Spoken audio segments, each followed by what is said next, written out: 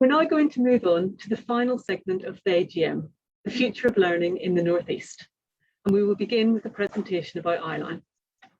Colin McAdam, Claire Mitchell and Louise Swan are founders of Eyeline and trainees within the school. Claire and Louise have just recently handed over the ICM trainee representative role, which involved them representing trainees at the ICM STC. Colin has just been appointed as a consultant at James Cook. We'll now see their presentation. Good afternoon. Thank you, Chris and the Eyeline team for inviting us to speak this afternoon at the Eyeline AGM. My name is Claire Mitchell. I'm one of the region's dual ICM and anaesthesia trainees. This afternoon, between myself, Louise Swan and Colin McAdam, we would like to introduce Eyeline, or intensive care learning in the North East, to your departments. Eyeline is a new regional ICM education project that we've been working on for some time and are excited to launch in collaboration with Eyeline.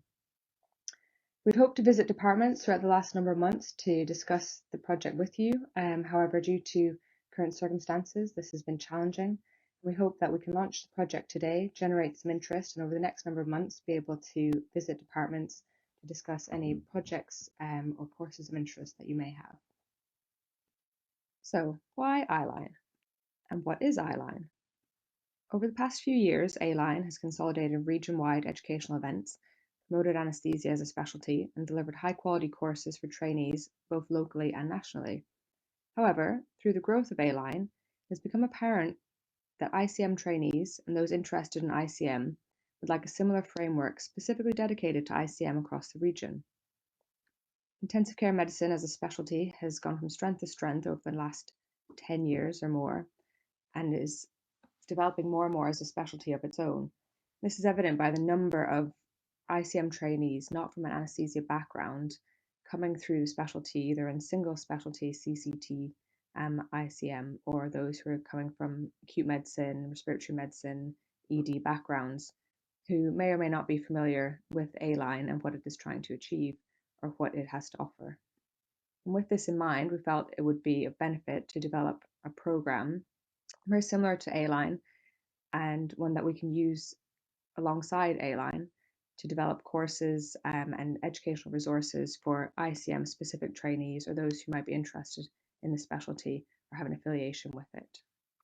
We know there are a lot of excellent resources already in place across the region. We hope that bringing together experience and facilities from across the region that we can coordinate and facilitate high quality education and training, initially for local trainees, but hopefully with a view to expand this nationally in future. And with this in mind, we will widen access to courses that will benefit everyone involved in the intensive care community across the region. To date, Eyeline has generated a lot of interest and support from trainees, and we're keen to hear from departments who may want to develop their own courses or events. There are a lot of great ideas out there, and we're hoping that through Eyeline and a coordinated approach, we can ease the administrative burden and bring a lot of exciting new educational opportunities to trainees and departments across the region. So what is offered currently in the region? Well, there are certainly some very well established local courses that are run from individual hospitals that get excellent feedback. But there is enthusiasm to start new courses from both intensive care trainers, but also in the other complementary specialties of which trainees draw in. As we all know, setting up courses and the ongoing administration that these courses need is very time consuming and can be difficult to organise, and we hope that Eyeline can assist with this and encourage new courses to be developed. We also know that there's some very successful courses in the other specialties such as acute medicine and emergency medicine, and we would really like these to be more accessible to dual and single specialty ICM trainees.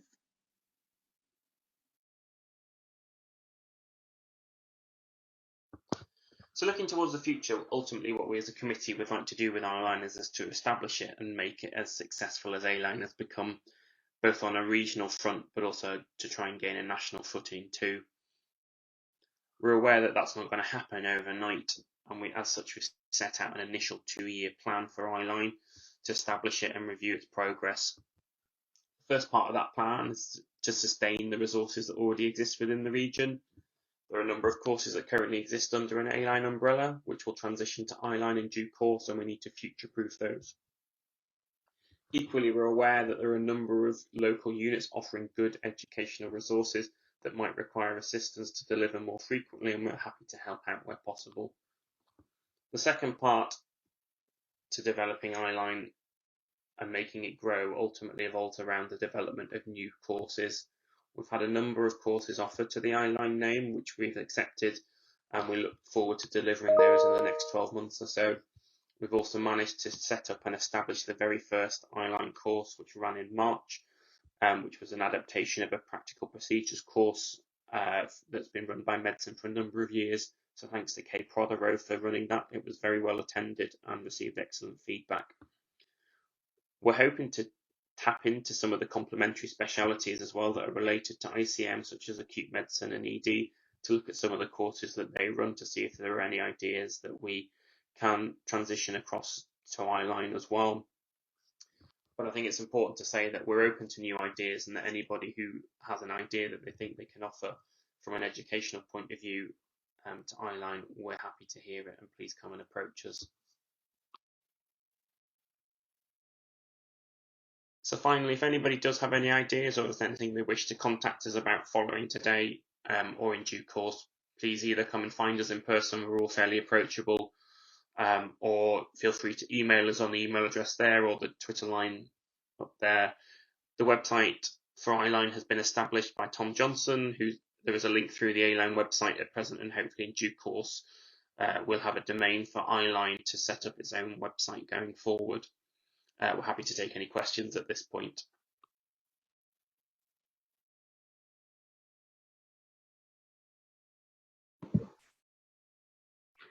Okay, so we will still be leaving questions till the question and answer session at the end.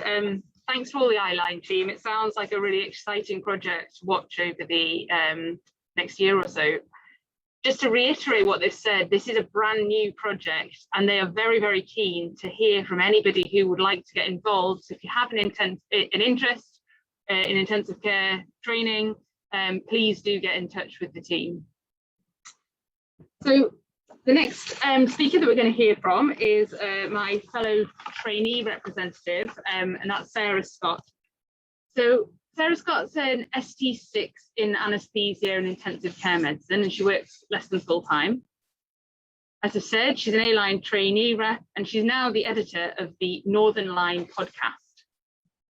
On top of this, her additional roles include working for the Intensive Care Society as a trainee advisory group member, and she's got roles within both education and research subgroups.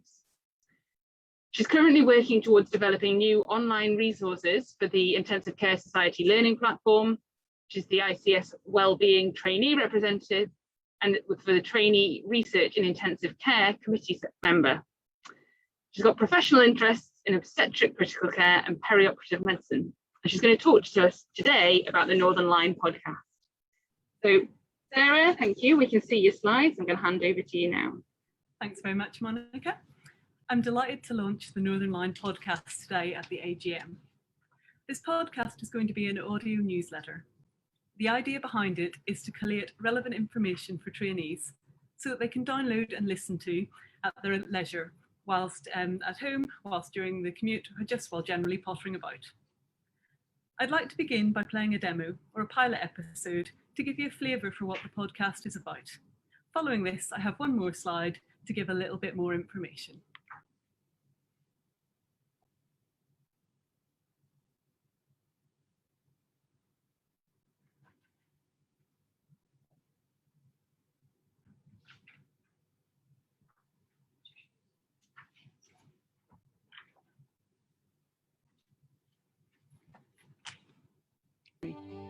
This pilot episode is simply to introduce the podcast.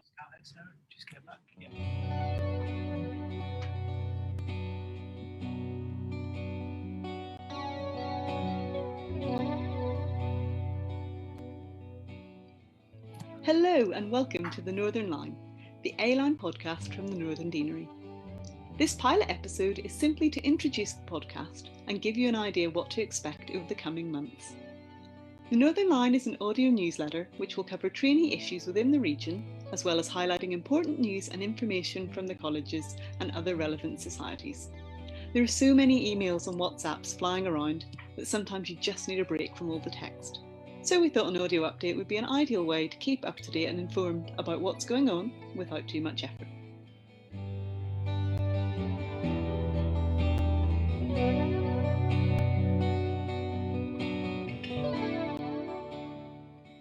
In episode 1, we'll take a look at some of the issues surrounding the introduction of the 2021 curriculum from the Royal College of Anaesthetists and Faculty of Intensive Care Medicine, and hopefully provide some reassurances that although the format might be different from what we're currently working on, the transition should be relatively painless.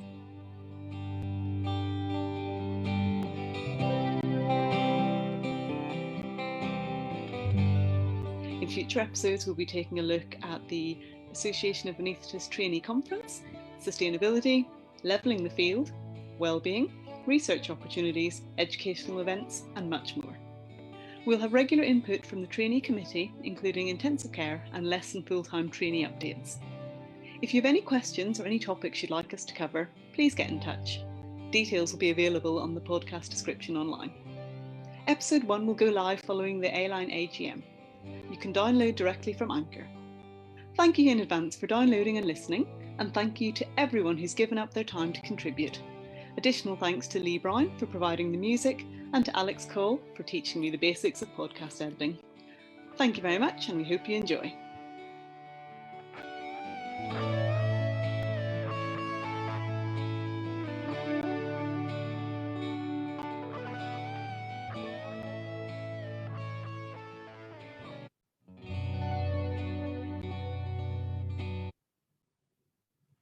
So I hope you enjoyed that short demo or pilot episode. Whilst the primary audience for the Northern Line will be trainees within the Northern Deanery, should others choose to listen, I hope that it will showcase how amazing our region is and how much is going on, both clinically within work, but also pandemic permitting outside of work. The Northern Line is planned to be a monthly update, but this can be flexible. The general structure will be a summary of important news and events, and then we'll take a more in-depth look at a particular topic or issue. The duration of the podcast is flexible, but it's anticipated to be around 20 minutes per episode. But for bigger topics, this might be extended. So for example, this month, the first episode has run to an hour because there's been so much to discuss about the new curriculum. As you can see, the podcast is hosted via Anchor, but you can download it from a number of locations. And the pictures I put to the right of the screen, you can see how it will appear on Apple and Anchor. I've scheduled episode 1 to go live at 4 o'clock today, so all being well, that will upload shortly and will be available for you to listen to. The disclaimer for this is that I am completely new to editing, but it's been really fun to learn how to do this. So please forgive any slightly less than smooth transitions. As I get a little bit more experience, hopefully these will become less frequent and indeed less noticeable. To help with the workload and to make sure that we cover as much as we can, we have an editorial team now. So Johnny Dinsmore, Wendell Storr and Jess Wilson have joined the team as deputy editors. Thanks very much for listening, and I'd welcome any feedback that anyone has. Thank you. Thank you, Sarah. That sounds brilliant. And I think especially with all the changes that are going on at the moment with the curriculum, it's going to be absolutely invaluable to people to sign up for that. I'm looking forward to it. So our next speaker we have is Nabil Siddiqui. He is going to be talking about the regional specialty specific presentation days. So Dr. Nabil Siddiqui, for those of you who don't know him, is currently a fellow in anaesthesia and intensive care at Newcastle Hospitals. He's been the lead for both the NEOM and critical concepts, and he's recently taken up the role of co-lead for the digital hub. You may also have seen his work in The Independent in March this year with a photo essay from the pandemic, which he shot on Ward 38. And if you haven't seen that, I would highly recommend it. So, Nabil, I can see you, but not some slides yet. All right, that's wonderful. I can see your slides now. Over to you. Hello everyone, good afternoon. I'm here to talk today about an exciting possible new addition to the A-Line calendar, regional specialty specific meetings, which is a bit of a mouthful. So I was just going to give a little bit of a background as to where this comes from. This essentially comes from the back of NEOAM, or NEOM, which is something we're still trying to decide as to how to correctly pronounce that, but which was the Northeast Obstetric Anaesthesia meeting, which was done in January. So I'm currently in the process of applying for ST3 positions, and at the time of trying to bolster my CV as much as possible, I was looking for places to present to a regional or national audience. And obviously during the pandemic, many conferences were either abandoned altogether or postponed, and I found it quite difficult. And when I'd looked around the country at different regions, there were a handful of other areas having conferences or meetings virtually, which were giving their regional trainees a good platform to present on. So I thought, since we weren't doing anything similar in Northeast, it was about time that we joined and put together. So what is it that we're actually talking about? So these would be virtual meetings or conferences. They'd be focused on subspecialties within anaesthesia. Obviously, NEOM was focused on obstetric anaesthesia, but there's further, room for a possible general anaesthetic meeting, and also possible subspecialties such as regional, cardiac, neuro, and so on. These meetings would be mainly for the Northeast, and by that what we mean is that the talks on clinical updates, audit, QI, and case reports that are given would be given by consultants and trainees from the Northeast. However, as we saw with NEOM, the audience was a nationwide one, and we thought that was fantastic, and we would definitely want to do that again. So why was this a good idea? So we had a few kind of aims with NEOM that we'd set up, and these are roughly outlined here. Obviously, it's great to update and share practice across the region. I think the pandemic has especially shown how an increase in networking throughout the region between hospitals led to better care and better practice, and just better information. And especially within the obstetric kind of platform, there had been a few years of kind of fizzling out, as it were, of the obstetrics network, and we thought it was a good idea to reinvigorate that group again. And this can be applied to other subspecialties as well. More importantly, it offers an opportunity for our trainees to present on a regional/national platform. I think it's so important that our trainees have that opportunity, so that they can improve their chances of entering higher training as much as possible and stay in the region that they love to train in. So that was a very important aim. Thirdly, the leadership opportunity that it gives. I happen to be the lead organizer of NEOM, and it was an absolutely fantastic opportunity for any future organizers as well. This was relatively uncharted territory for A-Line. Obviously, we had the good experience from leveling the field from Jay and Samir, as you've just previously heard, and we used a lot of that knowledge and what we'd learned through digitalization. But it was a fantastic opportunity to kind of take this project on, and I think it'd be beneficial for most keen trainees who are looking to get involved in some form of A-Line organization. And as we said, there wasn't anything really that similar in the portfolio in A-Line or the calendar at the time. And I think given that we had such positive feedback from NEOM, which we'll go through in a minute, I think it's an absolute no-brainer to include further events in the calendar. So this was on the left you see the poster that we created for NEOM 2021, and on the right, the program. So as you can see, it was just a half-day program, as we kind of wanted to make it achievable and make sure that we could fill the time with really valuable content. And we were able to secure some corporate sponsorship from Pi Inc. as well, and get some CPD points approved too. In terms of the program, it's a fairly simple layout. We wanted to keep things simple as much as possible. Dr. Lucy Powell and Danny Morland were the hosts, so our thanks to them. And also we were able to have a guest speaker in Audrey Quinn, who's a national speaker, and we had further 10 presentations which were selected from a panel to be approved to speak. And these were all trainees of varying levels. So we had about 180 people registered, and 120 of those attended live.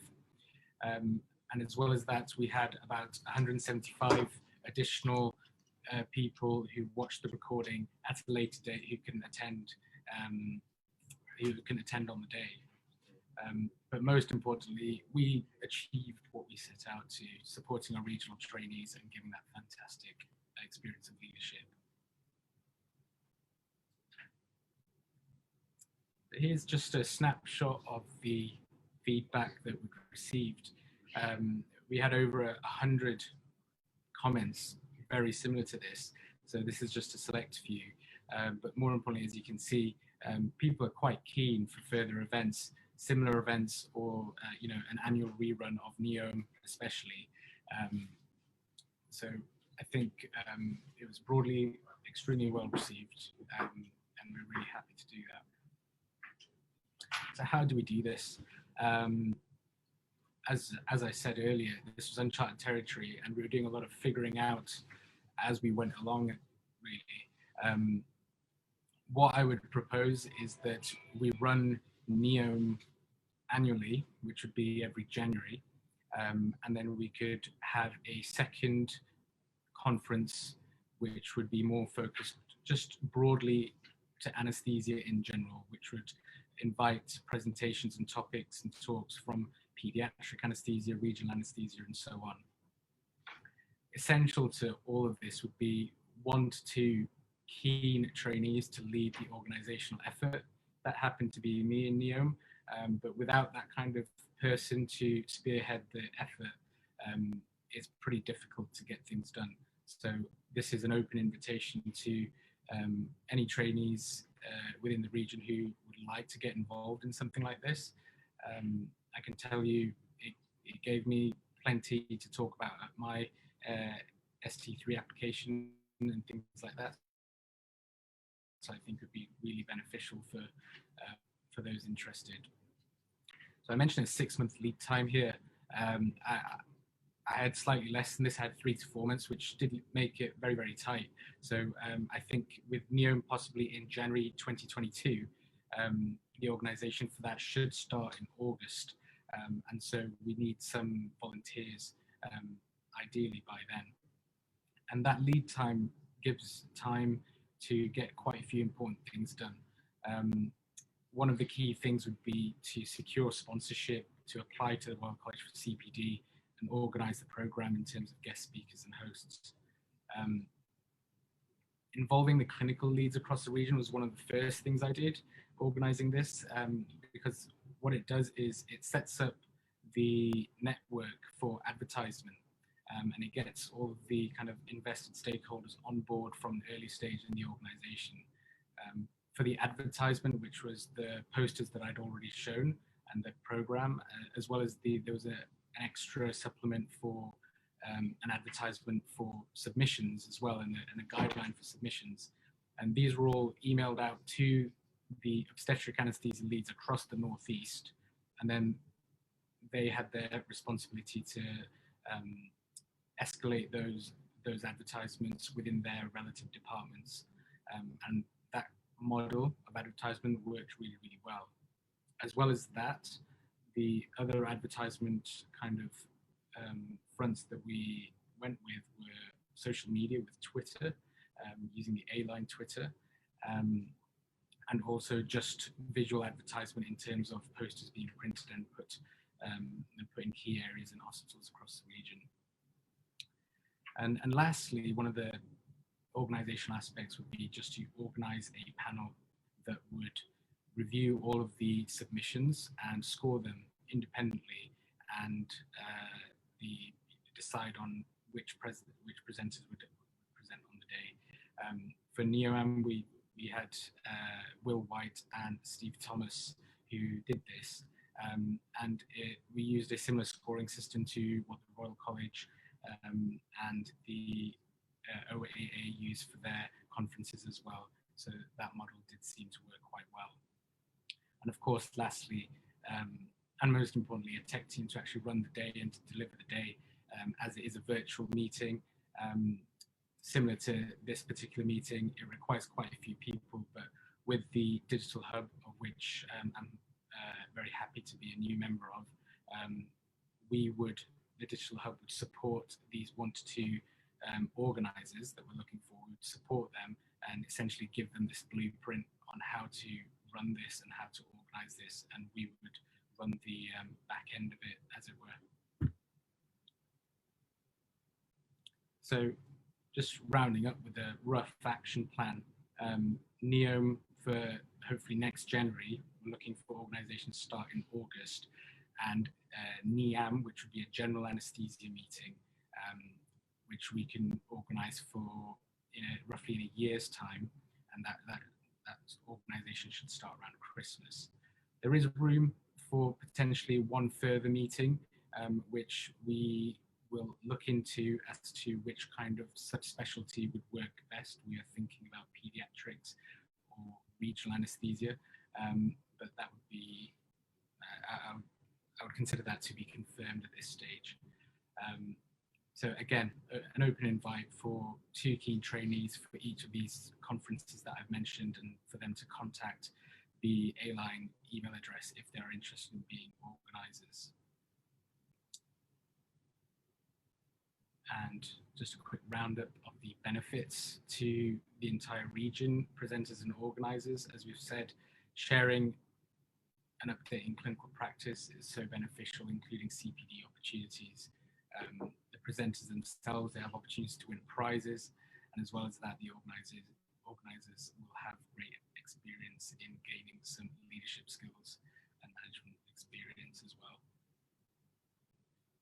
So that's it from me. I hope you enjoyed the talk.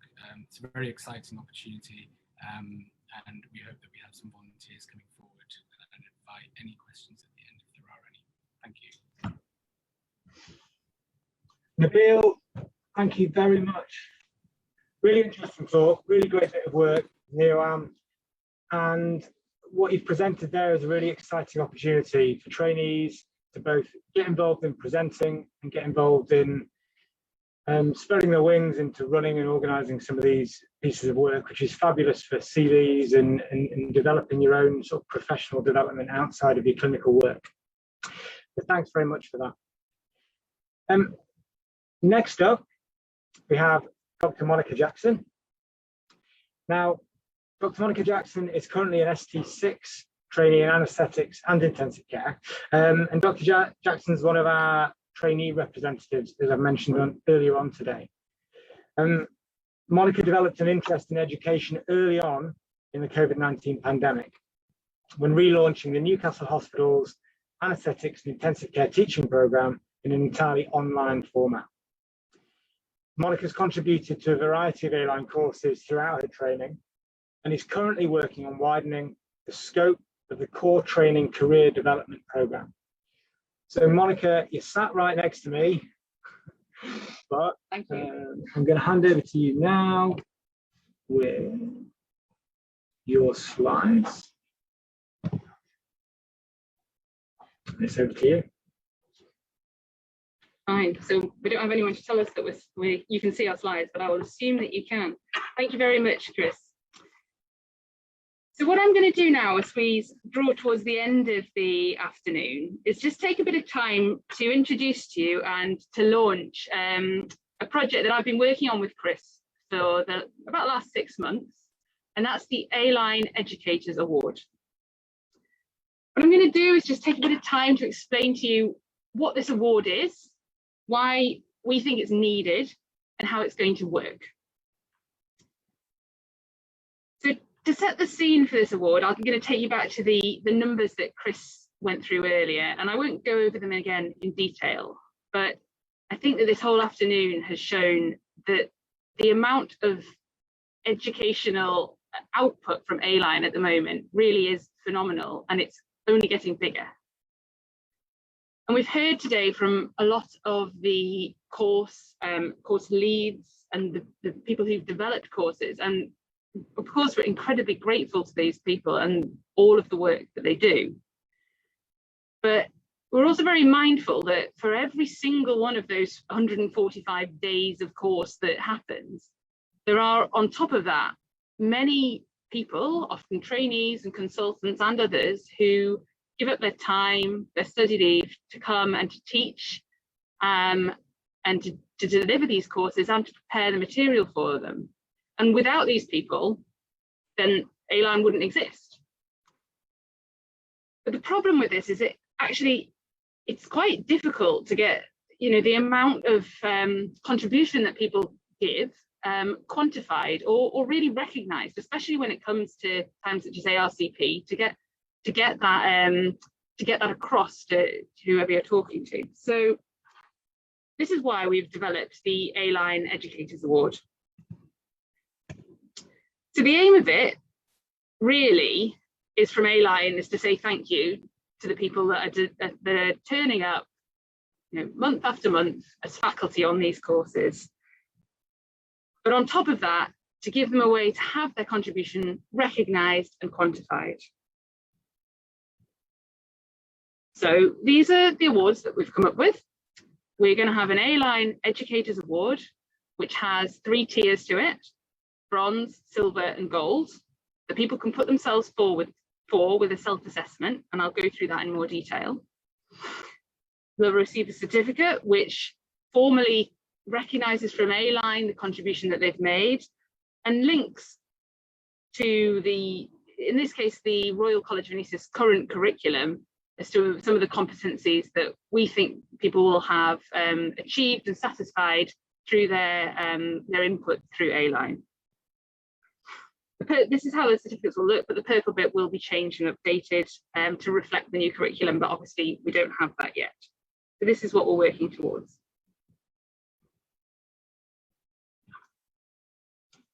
So what are the benefits of this award other than the aims that I've already set out? So we hope that, we know that the trainees going through ARCP at the moment, that the current curriculum has the Annex G, which has multiple learning outcomes relating to teaching and training. And so this award will specifically address some of those learning outcomes and can be linked through the portfolio and presented at ARCP. But beyond that, we know that people's involvement in A-Line, as we've seen today, goes beyond anaesthetic training. And for job applications, experience of participating in undergraduate and postgraduate teaching is an essential skill. And so it can be used as evidence for that. And then beyond that, we hope that it will be useful to consultants as evidence within their appraisal. So how will the scheme work? Well, essentially, it's going to be points-based. So in order to achieve an award, you'll need a certain number of points. 20 points for a bronze award, 35 for a silver award, and 50 for a gold award. And these will be cumulative. Once you've got one award, you don't have to go back to the beginning and start all over again. And as you'll see, I think we've set these thresholds fairly high. What we want is that this is something special. We know there are people who really dedicate a lot of their time to A-Line, and that's what we want to recognise. We're not expecting that everybody who goes through anaesthetic training will come out with one of these awards. And I'll just work through how the points will be awarded now. We've tried to keep it as simple as possible. I appreciate that over time, as we work forward with this award, things may get tweaked, but we've gone through a few examples and it's worked quite well so far. So 1 point will be gained from 1 half day of teaching contribution. So if you do a day of the new starters course, you'll get 2 points. Or if you prepare an hour of new lecture material, which we know takes a lot of time, you'll get a point. But every time that you deliver that lecture, you can get further points on top of that. Or for the exam-based courses, for writing questions, we'll give you four of the shorter questions will get 1 point, 2 of the more extended written questions, or 1 full viva will be 1 point. And we hope that that covers most of the contribution that people are making as faculty to A-Line at the moment. So I won't spend too long over this, but I just wanted to give you a flavour as to how we think this will work. So there's and I've got a couple of examples I've worked through, and we did this just to check that the point scoring was about right. So for a bronze award, without going through all of the detail, that would roughly equate to a trainee who in their higher train or their registrar training had spent at least 2 days a year teaching on A-Line courses. And that may be over the course of their training, so they may have initially got involved with the new starters course, maybe written some lectures and then given those over the next few years, written a few questions for one of the exam courses, and sort of dabbled in a few more courses, but overall, it amounts to a regular commitment that is appreciated, and that person can submit this evidence and be awarded a bronze award. At the other end of the spectrum, we know there are people who really go above and beyond and have a very significant commitment to A-Line. And I think an example like this would be a lot of the people who have written and developed courses. And if you have spent, so in this example, somebody who would achieve a gold award, maybe has written a course or written a significant amount of content for a course, and then spent many courses as faculty lead on a course, they will rack up a lot of points. And in combined with some of the courses that they may have done over their training, they would exceed the number of points required for a gold award. So I hope that shows that this isn't something that will be given out to anybody who's just turned up for a day or two. This is to reward and recognise regular and sustained contribution to A-Line. So how will it work in practice? So shortly we will be uploading to the website an explanation of the award scheme, just as I've done today, and that people can refer back to. And then there'll be it's a longer version of this form, basically, that is a self-assessment form that people can submit, to print out and submit. We will invite applications for awards twice a year, I think probably in May and October, so that people get their awards in time for things like ARCP and job applications. We will award certificates as soon as we've assessed that they meet that threshold. Then we'll present the awards at the annual general meeting. In the long run, moving forward, what would be ideal is that, as Tom mentioned, it would be nice if in the future the website is able to automatically log the contribution that people have made, but we're a little way off that yet. So that's a sort of a hope for the future. So I hope this is an award that's going to be useful to you all as in your own roles as faculty, and I hope as course leads you find it useful as a way of thanking and rewarding the people that you ask to come and teach on your courses. I hope that you can apply for the award, and I hope that you can encourage others to apply, so that you can all have your contributions to A-Line recognised. I'm going to hand over to Chris now to just talk a little bit more about our scheme. Thank you, Monica. Absolutely brilliant. It's been a really big bit of work putting all this together. So well done to Monica. And as Monica highlighted, this is about saying thank you. It's about creating something that sort of takes that cumulative effort and draws a line under it and puts a box around it and really shows those people who contribute are valuable to departments, are valuable as contributors, are valuable as educators. to clear one point up that I just had in my mind, because we're starting this now, trainees are more than welcome and invited to apply, even if you're at the very end of your training. And for the new trainees, this starts as a cumulative collection process of points as you move through your training.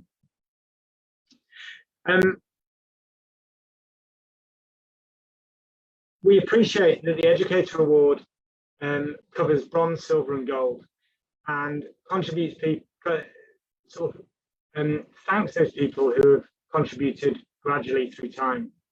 But there are some people who go over and above the contribution that can be counted with points.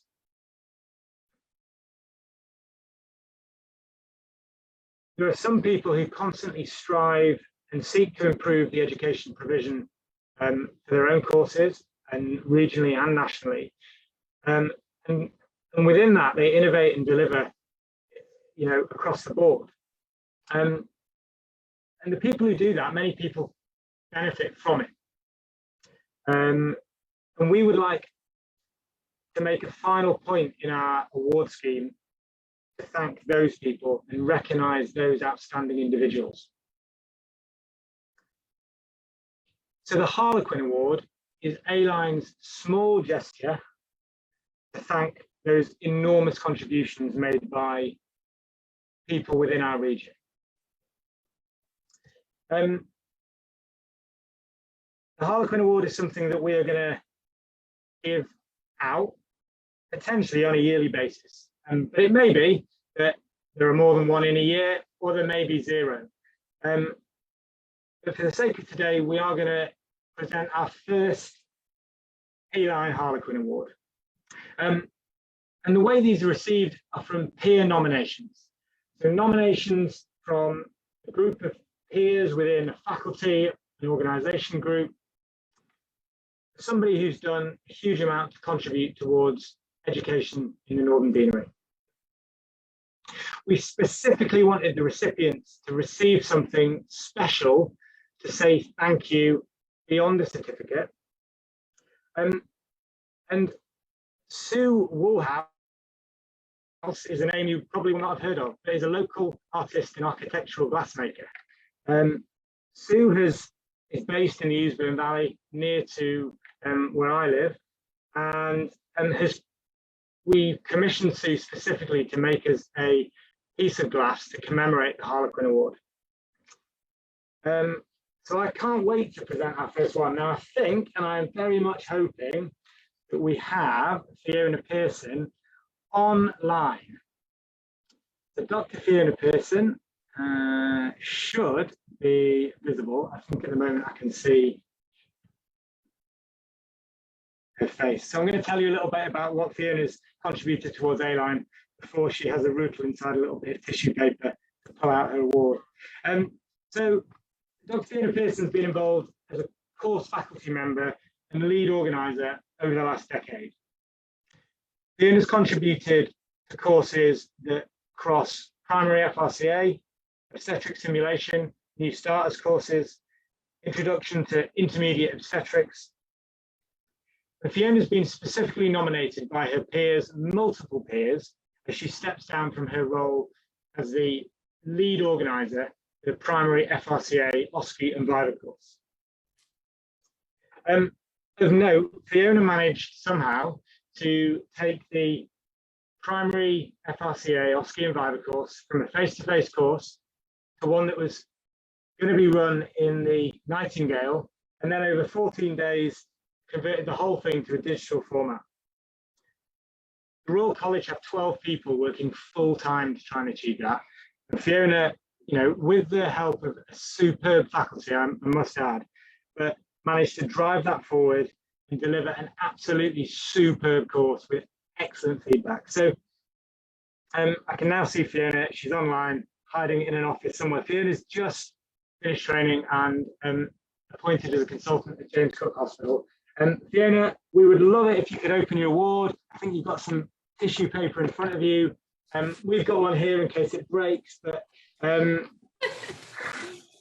be great to hear a couple of words from you, Fiona, if you could.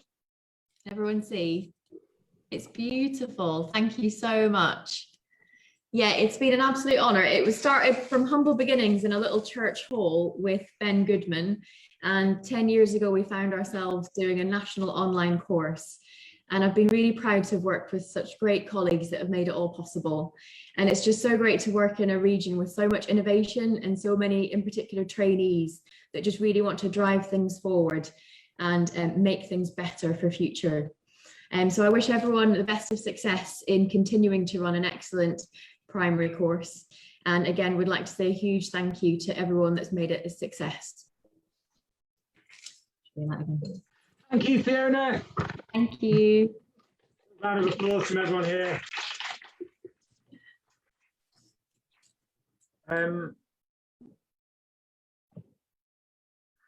Brilliant. Well, thank you very much. That brings us to the end of our formal programme.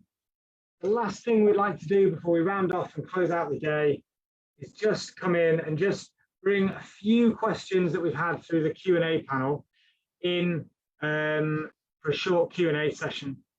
David Main, or Dr. David Main, sorry, is a consultant anaesthetist, now part-time, at the Queen Elizabeth Hospital in Gateshead. For many of you, everyone will know Dr. Main's name, as Dr. Main has previously been the training programme director in the Northern Deanery and has a long-standing interest in education and particularly in helping trainees to pass the primary FRCA. Now, we should, in just a moment, I'm hoping, be able to see David on the presenter screen. I'm going to leave Monica for one moment. We've come this far and so well. Tech. I think we're nearly there. Okay, well, thanks very much, Chris. Firstly, I'm just going to pass a message. I just had a message also from Stephen Robb asking me to express his thanks on behalf of the school executive for all the work that's gone into this meeting. And so I was about to say it myself, Chris and Monica, Sarah, all the people who've been on the technical and admin side, and especially all those people who've taken the time over this year and over previous years to organise courses, and for all faculty who've participated in courses. A-Line is such a success because so many people are involved, and I think it's really great that the award scheme now kind of formally recognises that. It's amazing really to think that there's 145 days of course days delivered per year. And that's a real credit to everybody who's been involved with this system. So I've got a couple of things which have come up on the questions. So firstly, if I can, I guess the general point, and maybe Chris could answer this for me. If you're listening to this and you're not particularly involved with the course, but you want to get involved, whatever level of training you're at, how do I go about doing this? Thanks, David. Really good question. We are really keen for people to be involved in A-Line. As you've seen, there are huge numbers of people who contribute. We're keen for people to be involved. The easiest way is to get in contact with myself or Barbara and express an interest. Once we've done that, depending on stage of training and what you want to get out of your contribution, we'll be able to point you in the right direction of a course or an organising group, somewhere within those 8 domains, to be able to offer you what sort of works for you. That may be that you just want to offer a little bit of time as faculty, you like to be involved in question bank writing as part of your revision. There's lots of different ways to be involved. But we will do our very best to help you get what you need out of A-Line, because that's what we're here for, really. It's really important for us as well, because there are large groups of people contributing, and we like people to come in, learn how the systems work, learn how the courses run, and be able to progress through to ultimately, you know, I like to be presenting 10 Harlequin Awards every year. So it's definitely something we're keen on, and it's definitely something we'd like to encourage.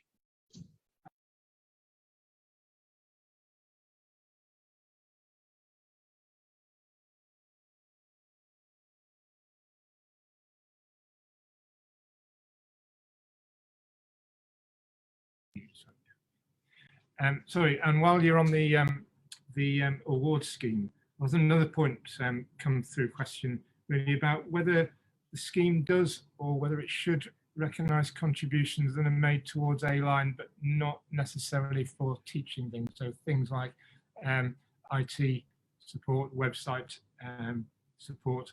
Is this something that should be recognised through the award system? I think it's a really good question. We've been through quite a few iterations of the award scheme, some very complicated and some very simple. And this has come back to the more simple version. And I think that's why we've called it the A-Line Educators Award. A-Line is, developing and expanding all of the time. And there are roles now within A-Line that weren't even there when we started designing the award scheme. So I think the award scheme is going to have to change and reflect the contribution that people put in. One thing we're aware of, and I don't think this necessarily applies to the tech side of things, is that there are things that people do within A-Line that in themselves are quite easy or relatively straightforward to explain. Chris is the director and he doesn't need an award to say that. He can put it on his CV if he ever decides to apply for the job. He doesn't need that. The aim of the scheme is to, as I say thank you, but it is specifically for those people who have lots of little contributions. And I think that the tech side of things, may well be a good example that we need to think, how do we quantify that and allow people to add that in? So yes, we'll need to think about that as we go forward. And I'm sure the award scheme will evolve as A-Line evolves.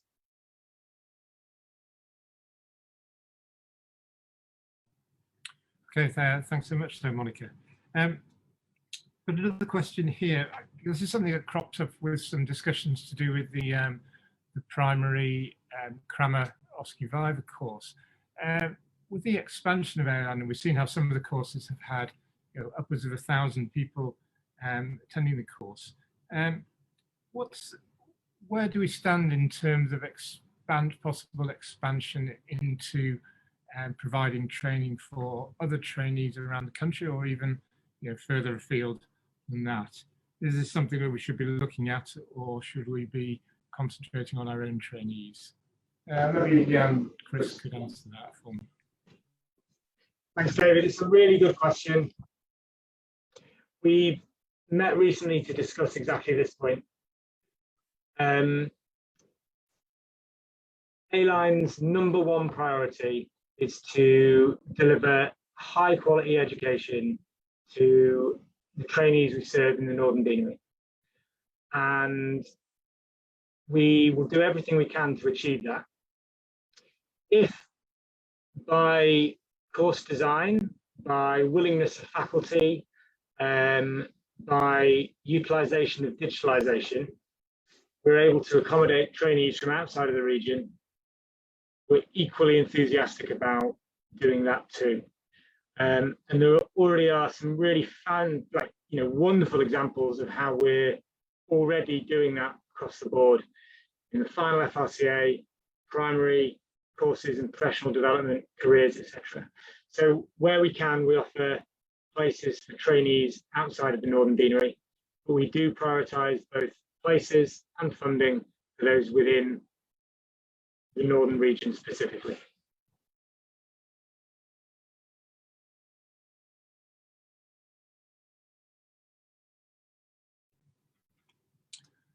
Okay, I had another point about, just a small point that maybe one of our people in the Digital Hub can answer, maybe Samir. If people have just joined this this webinar towards the end and want to hear what the fantastic content that went before, is there any way we can find, where can we find this afterwards? Yeah, so we will, for this particular day, we'll edit the videos and upload it online, and it will be available to watch in the near future. And I think similarly, just applying this to others courses as well. If you think your course can be something which can be uploaded for benefit of wider audiences, that is something which we can facilitate. We haven't fully explored about the website and whether the ability to do that as well, but we will be looking towards that as well.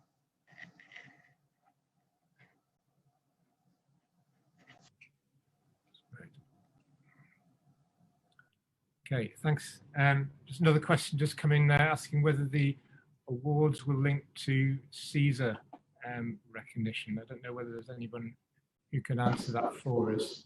Question from Zoe Robertson. Will the awards also link for CSR, CSER training? So the short answer to that would be yes. I think I don't know the requirements for CSER myself, but I think Samir would maybe be someone that I could liaise with, looking at, I think there's definitely flexibility for that purple area on the certificate to be tailored to the recipient if they, if it needed to match different curriculum requirements. That bit is still, because we don't know what the new curriculum is going to look like, that bit is still a work in progress. But yes, I mean, it would be, the idea is it can be used as evidence of teaching for whatever you need it for.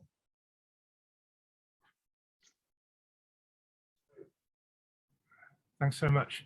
There was just one further point there on the Q&A, which we're not quite sure who this comment was from, because it came from an account called Christopher Laird, but it's signed David. So I don't know if that's David Laird from Durham. Anyway, in answer to David asked about, he's saying he's interested in developing a course for sort of post-fellowship training in order for people to maximize their kind of approaches for consultant jobs and stuff. So if that is an idea, that I think there is certainly mileage in that. I think it would be a very valuable thing. That's maybe, as we mentioned before, if you've got ideas and you want to run courses, get in touch via the A-Line website with either Barbara or with Chris Browell, and I'm sure there'll be people who will be very keen to contribute towards that. Okay, so I'm going to bring the afternoon to an end. Yep. Okay, unless anybody else has got anything further to add, I'd like to thank all the speakers who've given great presentations. The administration has been fantastic and very few technical hitches. So that's a real credit to everyone who's been involved. Hope everybody's enjoyed the session and look forward to meeting you all again in the near future. Okay, thank you.